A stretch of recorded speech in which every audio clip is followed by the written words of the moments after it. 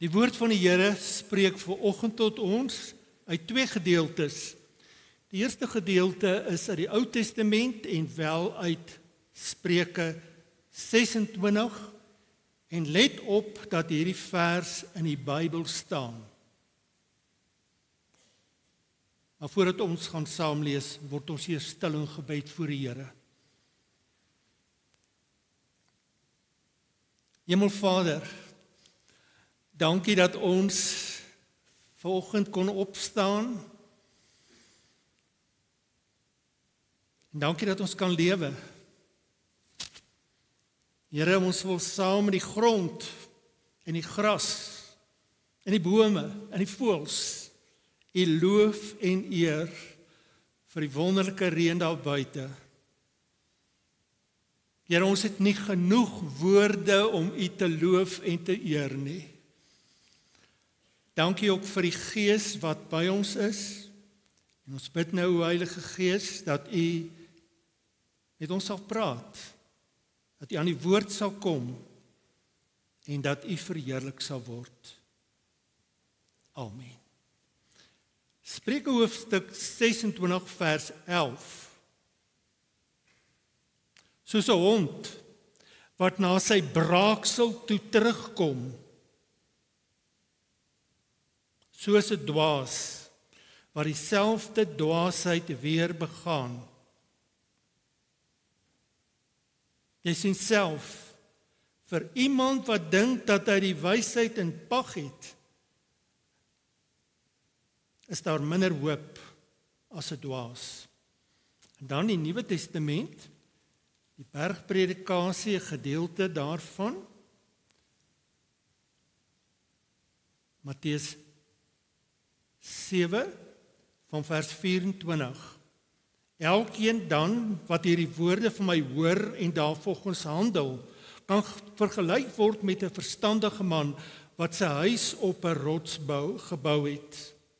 Die stortreën het geval, vloedwaters het afgekom, winde het teen die huis gewaai en daaraan geruk, en tog het dit nie ingestort nie, want die fundament was op rots.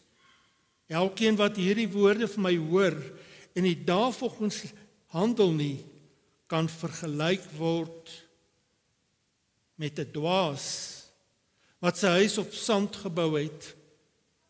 Die stortreën het geval, die vloedwaters het gekom, winde het teen die huis gewaai en daaraan geruk, en die huis het ingestort en is heeltemal verwoes.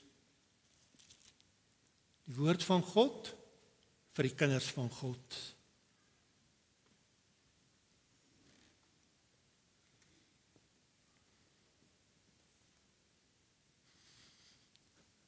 Liewe matrikulante, daar wag vir julle 'n wonderlike lewe agter die berg van die matriekeksamen. Maar ek moet gou vir julle sê, die lewe agter die berg van die matriekeksamen is nie soos om 'n dieretuin te besoek nie. 'n Dieretuin is 'n wonderlike plek waar jy wonderlike dinge sien, maar is veilig, want die diere is alles agter hokke. Die lewe agter die matriekeksamen is soos 'n wildtuin. Dis opwindend. Jy gaan baie wonderlike dinge ervaar en belewe, maar dit is gevaarlik. Die lewe agter hierdie berg van die matriekeksamen is uiters gevaarlik. En as jy nie volgens die reëls van die wildtuin speel nie, kan jy baie seer kry.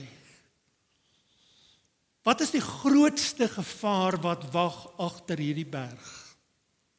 Wat sê julle sê? Die grootste gevaar wat vir julle wag. Weet julle wat is die grootste gevaar? Die gevaar van dwaasheid.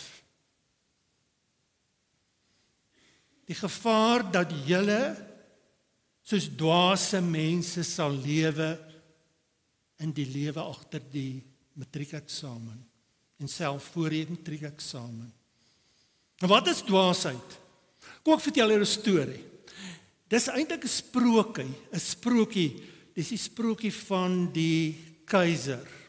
Daar word vertel volgens hierdie sprokie dat daar 'n keiser was, of kom ons sê 'n koning. En hy was baie opgepluk met sy voorkoms. Hy het elke uur nuwe klere aangetrek. En hy het gepronk en hy was baie lief vir homself gewees. En toe kom daar wewers in sy koninkryk. Hulle het sy verliefdheid op homself uitgebuit en hulle sê, koning, ons is in staat om vir jou die mooiste materiale te weef, met pragtige patrone, met mooi klere. En wat bykom, en dis 'n bonus, die dom mense en die onbekwame mense in jou koninkryk sal jou nie raak sien as jy die klere aantrek nie. Die koning het onmiddellik gebuig hiervoor, want sodoende gaan hy nie net mooi lyk nie, hy gaan ook die dom mense en die onbekwame mense uitvang. Hy het onmiddellik vir die wewers gesê, top, spin, weef, julle is aangestel. En hulle het vir die koning gesê, goed, maar jy moet vir ons 'n deposito gee, 'n groot bedrag geld, en jy moet vir ons die materiale gee, sodat ons kan weef. Die koning het gesê, dit gaan aan julle uitbetaal word. En die wewers het kampdag begin om te weef. Van die môre tot die aand was hulle by hulle weeframe en het hulle geweef.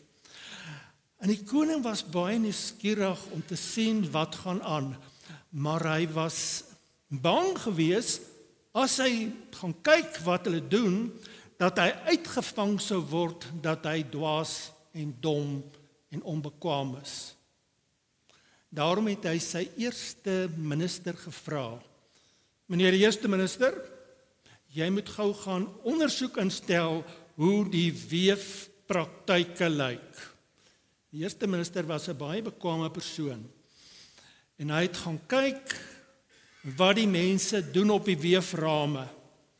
En toe hy daar kom, het hulle vir hom vriendelik ontvang en gesê, meneer die eerste minister, kyk wat ons al klaar gedoen het. Kyk nou die pragtige patrone.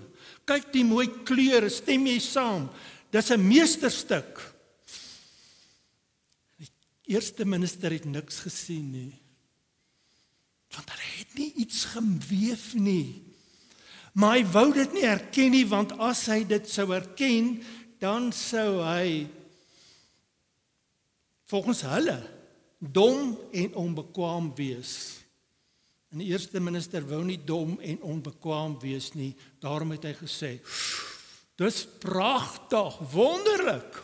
Ek gaan vir die keiser, die koning vertel, watter wonderlike materiale geweef word om vir jou klere te maak. En so het hy na die keiser toe gegaan en die keiser was heeltemal opgepluk met wat gebeur.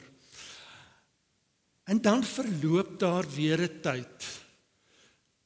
En die keiser is baie nuuskierig. Maar weer eens het hy nie die moed om self te gaan kyk nie. Nou word hy uitgevang dat hy dom en onbekwaam is. En toe stuur hy die slimste persoon in sy koninkryk om te gaan kyk. En weer gebeur dieselfde. Hulle wys vir hom die materiale en hy kyk en hulle sê, sien jy die mooi kleure? Sien jy die mooi patrone? En hy sê vir homself, man, hier's niks nie. Hierdie ou is besig om vir my vir 'n raai te neem. Maar hy kan dit nie erken nie, want as hy dit erken, dan sal hulle sê hy is dom en onbekwaam. En hy sê, ja nee, ek sien dit. Dis pragtig. Ek sal vir die hele bevolking van ons land sê, watter wonderlike klere maak julle. En so gaan hy huis toe en hy vertel vir al die mense in die land watter wonderlike materiale word gewewe vir die koning. En dan verloop daar weer tyd. En die koning kan nie sy lag hou nie. Hy besluit om maar die moed te hê en om te gaan. En as hy by die wewers kom, sê hulle vir hom, keiser, koning, sien jy die materiale? Sien jy die kleure? Dis pragtig, né? Sien jy die patrone? Dis mooi. En die koning skrik as hy kyk, maar daar's niks nie. Maar hy wil nie sê hy sien niks nie, want as hy dit sê, dan beteken dit hy's dom en onbekwaam. En hy sê nee, ek sien dit. En toe sê hy vir die wewers, mense, julle moet gou maak, julle moet klaar maak, want oor 'n week gaan ek die klere aantrek en dan gaan ek paradeer deur die strate. En die hele bevolking moet sien wat 'n pragtige klere julle vir my gemaak het. En die wewer sê, goed. En hulle werk van die oggend tot die aand. Hulle gee voor dat hulle van die oggend tot die aand werk. En die einde van die week sê hulle vir die koning, jy kan maar kom. Jy kan maar die klere aantrek. En dan kom die koning by die wewers en hulle sê, koning, sien jy die pragtige klere? Wonderlik, né? Die koning sien niks. Hy sien niks nie, maar hy kan niks sê nie, want as hy dit sien, dan is hy onbekwaam en dom. Hulle sê, koning, trek uit. En hy trek homself uit, en hy's kaal. En hulle sê vir hom, gaan staan vir die spieël, wat ons hierdie klere vir jou aantrek. En hulle trek die klere komstig aan. En dan loop die koning op die strate en die hele bevolking sien hom. En hulle sien die koning is kaal. Maar hulle mag dit nie sê nie, want as hulle dit sê, is hulle dom en onbekwaam. Daarom klap hulle hande en sê hulle, hoera vir die koning, hy het die mooiste klere wat daar kan wees. En as daar so tussen die mense is daar 'n klein seentjie, hy hardloop en hy sê, papa, kyk die koning, hy's kaal. En daar's 'n stilte tussen die skare. En ewe skielik word hulle wakker, want hulle was amper getoer gewees. En hulle praat onderling met mekaar en hulle sê, ons is vir 'n raid gevang. Ons is mislei. Die koning is kaal. Hy het nie klere nie. Hierdie wewers het verkeerde dinge vertel. Die koning het dit gehoor, maar hy is te trots om te erken dat hy mislei is. Hy pronk met sy danige klere. Dan begin die inwoners van die land te skinder en sê, ons koning is 'n dwaas. Hy het nie klere aan nie. Hy's mislei, maar hy kan nie erken dat hy mislei is nie. Maats, wat kry ons uit hierdie sprokie? Ons het te doen met booswigte, die wewers. Hulle buit die koning se verliefdheid op homself en sy klere uit. Ons het te doen met die bevolking, goeie mense, maar hulle is mislei.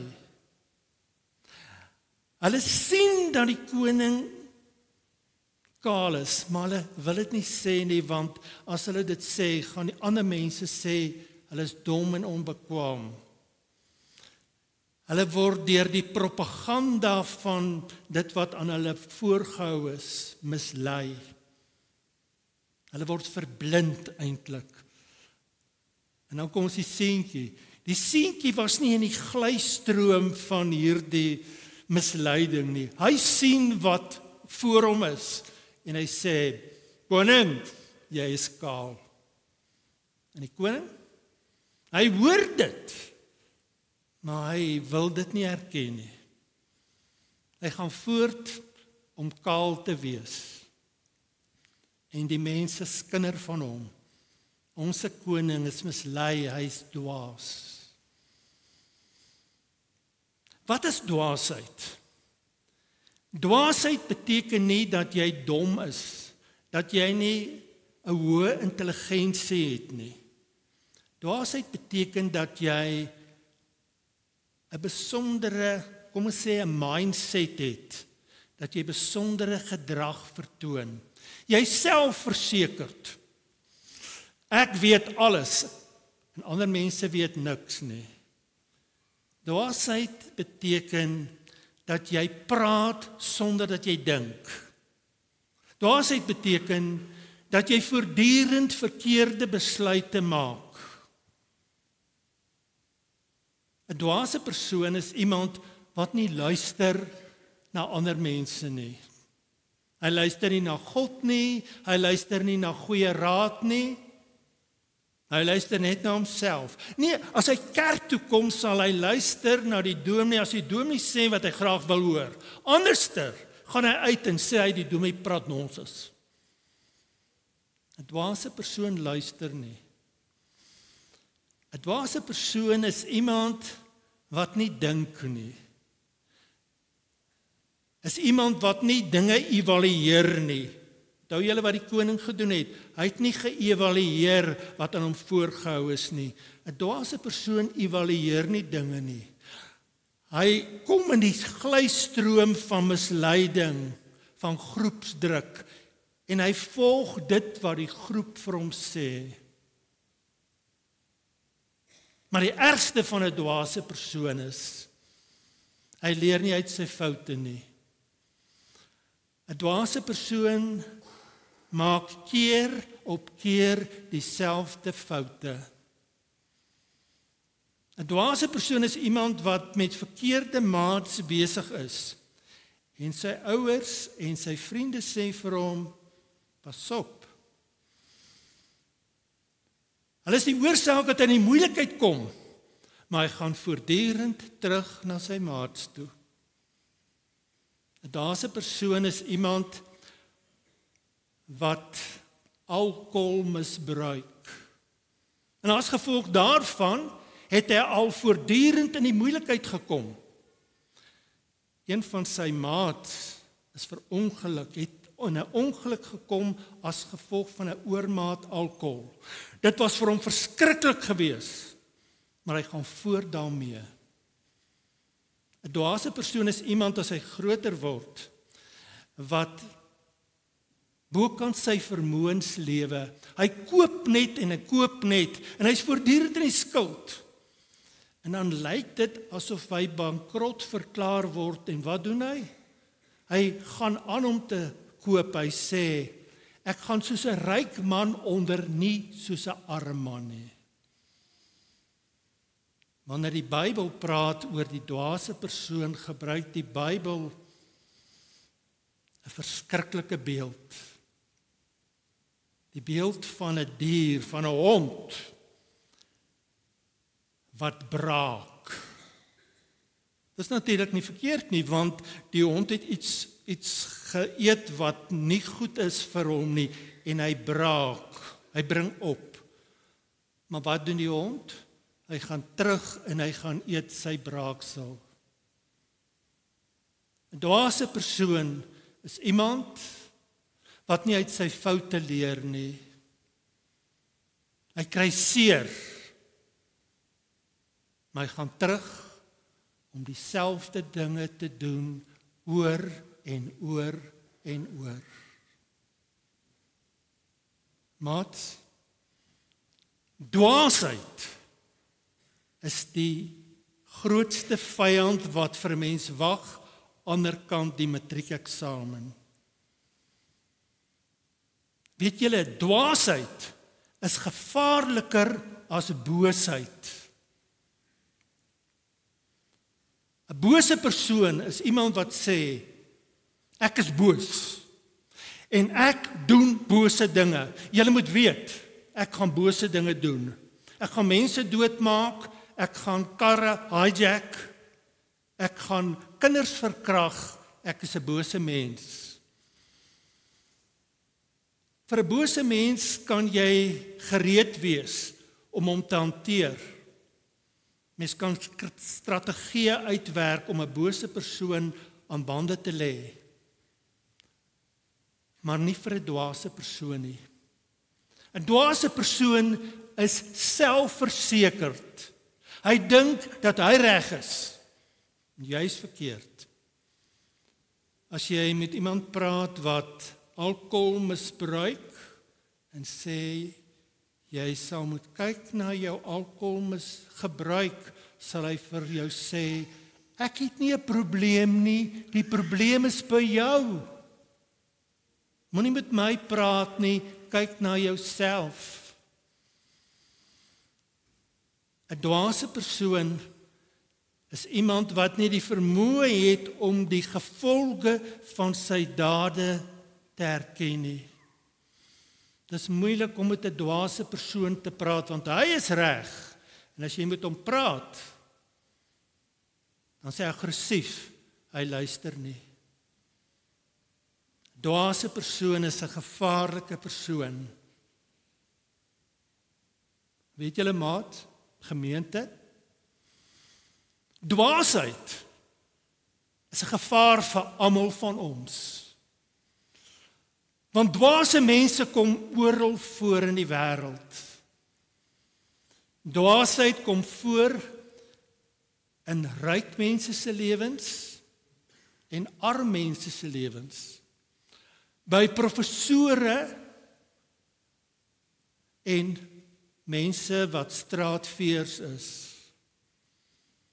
Dwaasheid is 'n probleem in elkeen van ons se lewe, want as ons eerlik is, moet ons erken dat daar sekere fasette in ons lewens is waar ons baie keer dwaas optree. Wat is die antwoord op dwaasheid? Wat is die antwoord vir julle op die lewe hier agter die matriekeksamen? Die Bybelse antwoord is wysheid. Wysheid.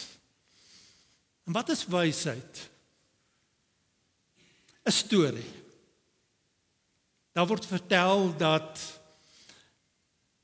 Koos en Jan goeie vriende was. Hulle het gebly in 'n dorp waar hulle baie hard gewerk het, maar hulle het 'n karige salaris gekry.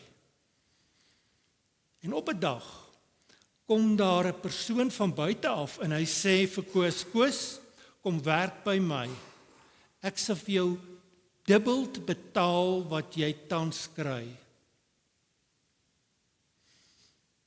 En Koos sê, dis 'n geleentheid wat ek moet aangryp. Ek sukkel om uit te kom met my salaris. Ek kan baie meer kry, ek moet by hierdie persoon gaan werk. Maar sy vriend Jan was 'n baie wyse persoon. Hy sê, wag so 'n bietjie, stop die bus. Wat is hier ter sprake? Iemand wat van buite kom wat ons nie ken nie, wat beloftes aan ons maak. Hoekom kan hy vir ons dubbel betaal as wat ons tans kry in hierdie moeilike ekonomiese klimaat waarbinne ons lewe? Hoe kry hy dit reg? Watter besigheid het hy? En Koos sê, maar wat staan ons te doen? Jan sê, Koos, die Here is alwetend, ons moet by hom gaan hulp vra.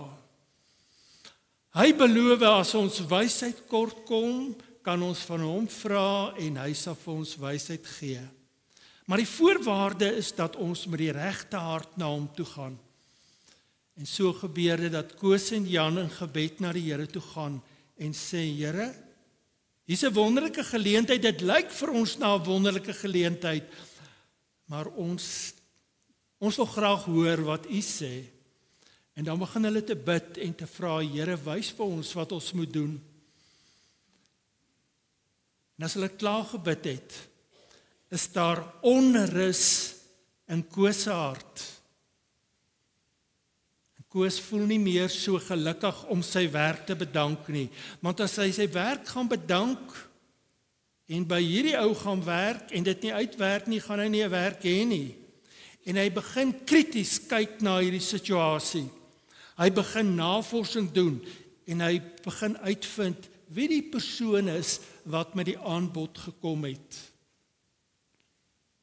Wat vind hy uit?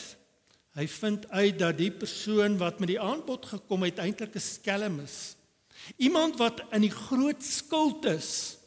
En hy beweeg van dorp na dorp en hy bring groot probleme in elke dorp wat hy kom. En Koos en Jan besef, ons kan nie. Ons kan nie ons werk los nie. Met hierdie persoon kan ons nie 'n pad loop nie. Maar daar's 'n verskil tussen kennis en wysheid. Dis 'n tamatie. Sien julle die tamatie in my hand? Het julle al geleer 'n tamatie is 'n vrug. Dis kennis. Wat is wysheid? Wysheid is jy kan nie met 'n tamatie vrugteslaai maak nie. Wysheid beteken dat jy jou kennis reg kan toepas. Wysheid beteken dat jy die kennis wat jy het van die Bybel, van God, kan toepas in jou lewe. Dat jy kan onderskei tussen reg en verkeerd. Dat jy regte keuses kan maak en dat jy reg kan lewe in jou daaglikse lewe. Waar kom wysheid vandaan? Hoe kry 'n mens wysheid? Die Bybel sê, wysheid is 'n gawe van God. As jy 'n kind van die Here is, gee die Here vir ons wysheid. Dis 'n vrug van die Heilige Gees. Wat beteken dit? Die Here gee vir jou 'n aanvoeling hoe jy moet optree. Hy gee vir jou in jou binneste 'n aanvoeling. Dis wat ek moet doen. Maar deel van wysheid is dat die Here vir jou onderskeidingsvermoë gee om te onderskei tussen wat reg en wat verkeerd is. Die Here gee vir jou 'n neus om te ruik waar dit stink. Hy gee vir jou 'n neus om te ruik dit wat verkeerd is en dit wat reg is. My eerste gemeente was in Rustenburg. Ons was daar net toe die Sun City begin is en toe Dobbel onwettig was in Suid-Afrika. En ons het te doen gehad met mynwerkers, baie mynwerkers, taai mense, harde mense, maar onder hulle was wonderlike kinders van die Here. En baie van hulle het na Sun City toe gegaan. En na die tyd vir my gesê, Dominee, toe ek in hy Dobbelsaal kom, het ek die gemors geruik. En ek het net gevoel, ek hoort nie hier as 'n kind van die Here nie. En het hulle huis toe gegaan en gesê, nooit weer sal ons op 'n Dobbelsaal ons bevind nie. Onderskeidingsvermoë beteken, die Here gee vir jou die gawe om te onderskei tussen wat reg en verkeerd is. Wysheid is 'n gawe wat God gee aan die een kant, en aan die ander kant is dit iets wat jy moet inoefen. Jy moet dit deel maak van jou lewe. Spreuke sê, wysheid begin waar jy respek en eerbied het vir die Here. Maar as dit beteken, as jy klaar is met hierdie berg, as jy klaar is met matriekeksamen, kan jy nie ophou om nie meer erediens toe te kom nie. Dit beteken nie, nou mag jy nie ophou om vir die Here te leef nie. Nou moet jy reeds vir die Here lewe. Nou moet jy reeds goeie maat soek om jou te ondersteun en by te staan in die lewe. Daar wag vir julle 'n wonderlike lewe aan die ander kant die berg van die matriekeksamen. Maar onthou, die lewe aan die ander kant die matriekeksamen is nie 'n wildtuin ervaring, 'n dieretuin ervaring nie. Die lewe is nie veilig ander kant die matriekeksamen nie. Dis 'n wildtuin met groot gevare, en die grootste gevaar is dwaasheid. Dat jy as mens soos 'n dwaase mens sal lewe. Wat is die antwoord? Die antwoord is wysheid. God wil vir jou toerus met wysheid. Hy wil vir jou 'n aanvoeling gee vir dit wat reg is. Hy wil vir jou 'n neus gee om te ruik daar waar dinge verkeerd is. Vertrou die Here en julle sal dit geniet in die Wildtuin, ander kant die matriekeksamen. Mag die Here God met julle wees. Kom ons maak ons oë toe vir stil gebed.